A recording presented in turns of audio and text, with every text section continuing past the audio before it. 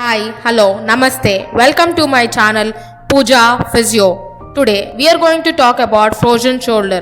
In this video you can know what is frozen shoulder, what are the clinical features of frozen shoulder, how to diagnose frozen shoulder, what is the management of frozen shoulder, what are the exercises that can be done in home, what are do's and don'ts that the patient has to follow in frozen shoulder condition.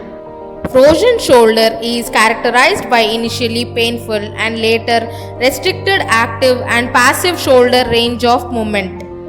Frozen shoulder, often referred to as adhesive capsulitis, painful stiff shoulder, periarthritis shoulder. Etiology: this inflammatory condition causes fibrosis of glenohumeral joint capsule and accompanied by progressive stiffness and restriction of joint range of movement. Frozen shoulder can be classified into primary and secondary frozen shoulder. Primary type of frozen shoulder, onset is idiopathic where there is no reason for this type of pain. Secondary type of frozen shoulder results from a known cause, predisposing factor or any surgical event. Post-injury, there may be any altered movement pattern to protect the painful structure, which will in turn change the motor control of the shoulder, thus leading to reduced range of movement and gradually stiffens up the joint. Subcategories of secondary frozen shoulder include systemic factors, eccentric factors. Most commonly seen in females and among individuals at the range of 35 to 65 years within the diabetic population with an occurrence rate of 20%. Risk factors include diabetes, stroke, thyroid disorder, shoulder injury, Parkinson's, complex regional pain syndrome, avascular necrosis, tuberculosis, shortness of breath, severe cough, multiple joint involvement, etc. Specific population includes diabetes, hyperthyroidism, metabolic syndrome. There is high incidence of frozen shoulder in diabetic patients. Hypothyroidism can develop muscle aches, tenderness and stiffness. Disease process affects the anterior superior joint capsule, axillary fold and coracohumeral ligament. Patients tend to have small joint with loss of axillary fold, tight anterior capsule and mild or moderate synovitis but no actual adhesions. Contractures of the rotator cuff interval has also been seen in frozen shoulder patients and greatly contributes to the decreased range of motion seen in this population. Painful phase: gradual onset of shoulder pain at rest with sharp pain at extremes of motion and pain at night with sleep interruption which may last from 2 to 9 months. Stiffening phase: pain starts to subside and progressive loss of glenohumeral motion in capsular pattern. Pain is apparent only at extremes of movement. This phase may occur at around 4 months and last till 12 months. Resolution phase: spontaneous progressive improvement in functional range of motion which can last anywhere from 5 to 24 months. The early part and middle part of this condition, sleep is often interrupted and disturbed. It is suspected that the space surrounding the glenohumeral joint reduces from between 15 to 35 cubic centimeters to 5 to 6 cubic centimeters. Assessment: subjective assessment. Patient history: listen carefully to the patient's past medical history, history of present condition and pain distribution and severity, strong component of night pain, discomfort laying on the affected shoulder and OPQRST. Observation of posture and positioning. Capsular winging of the involved shoulder may be observed from the posterior or lateral views. Neurological screening, which include dermatomes, myotomes and reflexes assessment. Range of motion: cervical, thoracic, shoulder range of motion should be performed and even rib mobility should be tested. Reduced forward flexion, abduction, external rotation and internal rotation, range of motion are key clinical signs of frozen shoulder. The shoulder joint has a capsular pattern where external rotation is more limited than abduction, which is more limited than internal rotation. Inferior glenohumeral ligament stabilizes joint in abduction and external rotation and anterior joint stabilization. Medial glenohumeral ligament stabilizes the glenohumeral joint in adduction and external rotation and abduction and external rotation. Superior glenohumeral ligament stabilizes the joint in adduction. Coracohumeral ligament limits extension through anterior portion and limits flexion through posterior portion. Special test: shoulder shrug sign. Inability to lift the arm to 90 degrees abduction without elevating the whole spine or shoulder girdle. Hand to neck, shoulder flexion plus abduction plus external rotation. Hand to scapula, shoulder extension plus adduction plus internal rotation. Hand to opposite scapula, shoulder flexion plus horizontal adduction.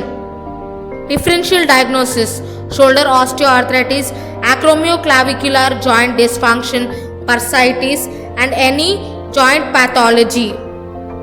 Physiotherapy management: in that we have mainly patient education. Give quality instructions to the patient and create an appropriate home exercise program.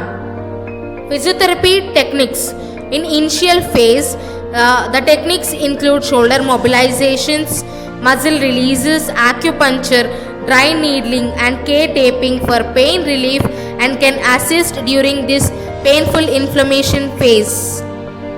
Hot packs, shoulder pulleys, low intensity exercises can also be prescribed. In resolution phase, strengthening exercises and maintain increased range of motion and stretching and joint mobility exercises can be prescribed. Now coming to home exercise program. Home exercise program includes free exercises, stretches and strengthening exercises. Free exercises, which include pendular exercises with weight or without weight. In pendular exercises, we can go with flexion, extension, abduction, adduction, rotations, clockwise and anti-clockwise rotations. Next, coming to wand exercises. In wand exercises, we can hold a rod or a stick to do these exercises. Here, we can go with flexion, extension, internal rotation and hyperextension, elbow flexion and extension, overhead flexion, abduction, adduction, external and internal rotations.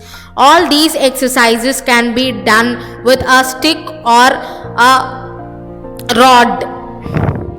The pendular and wand exercises can be repeated 10 to 20 repetitions per session and can be done 2 sessions per day. Wand exercises can be done in different positions: sitting, lying and standing position. The wand exercises are also known as assisted exercises, where a stick or any support or any rod is assisted by the normal hand. Now coming to stretching. The stretching techniques are used to loosen the structures related or the structures which are tightened. Example like shoulder joint muscles or shoulder joint ligaments or any related structures can be loosened by stretching techniques. The stretching techniques enhances the normal range of motion or improves the normal range of motion by loosening the tightened structures or tightened muscles. The maintenance of each and every stretch in the end position should be approximately 2 to 10 seconds of each stretch. Each stretching exercises should be done approximately 10 to 20 repetitions per session, and per day you can do approximately 2 to 3 sessions to maintain normal stretchability of the tissues. Stretches increases the rib mobility and enhances the breathing pattern. The enhanced breathing pattern increases the oxygen supply to the respected organs and muscle fibers. Thus, there will be more of nutrition supply and circulation, and increases range of motion, and it increases normal ideal activities by stretching activities. Breathing patterns or breathing exercises can also be done to enhance the breathing pattern and to increase the oxygen level in the blood. The stretching exercises should be done for all the shoulder muscles, that is flexors, extensors, abductors, adductors, external and internal rotators, to break the adhesion formation. Next, coming to shoulder pulley exercises. Shoulder pulley will help us to increase range of motion and assist range of motion, and even it increases flexibility and it breaks adhesion formation. In shoulder pulley exercises, we can go with shoulder flexion, extension, abduction, adduction, external rotation and internal rotation. So, shoulder pulley exercises increases the flexibility, and it can be repeated for at least 10 to 20 repetitions per session, and at least 2 sessions per day can be done. The shoulder pulley exercises can be also used as resisted or assisted activities. Next, coming to resisted activities, that is progression of the activities, and these resisted activities can be done by using THERABANDs or TheraTubes. So these activities increases muscle strength, increases muscle power and increases muscle endurance. All the THERABAND activities can be done for all the muscles of the shoulder, that includes flexors, extensors, internal rotators, external rotators, abductors, adductors, and even elbow flexors, extensors, even for wrist flexors and extensor muscles. All the resisted activities can be done for at least 10 to 20 repetitions per session, and at least they can be done approximately 2 to 3 sessions per day. All the resisted activities increases the range of motion and flexibility. Next, coming to do's and don'ts. Do's: consult a doctor, regularly use our affected hand, and pay attention to our posture in sleeping position. And don'ts: don't skip the physical activity or physical therapy session, and don't do activities that cause pain, and does not sleep on the affected shoulder. Thank you for watching the video. Please subscribe, like, share and comment.